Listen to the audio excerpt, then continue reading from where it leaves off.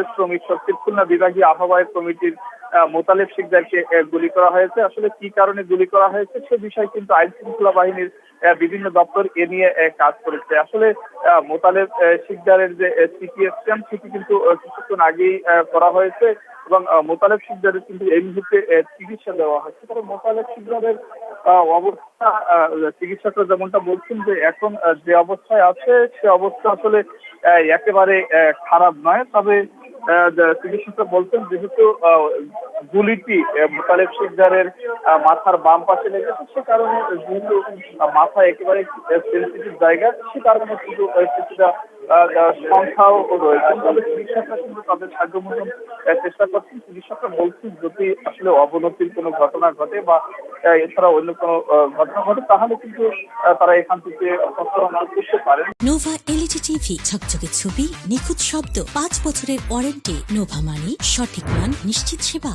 তবে পরিবারের পক্ষ থেকে এখনো পর্যন্ত সে বিষয়ে সিদ্ধান্ত নেওয়া হয়নি এবং চিকিৎসকরা কিন্তু এখনো পর্যন্ত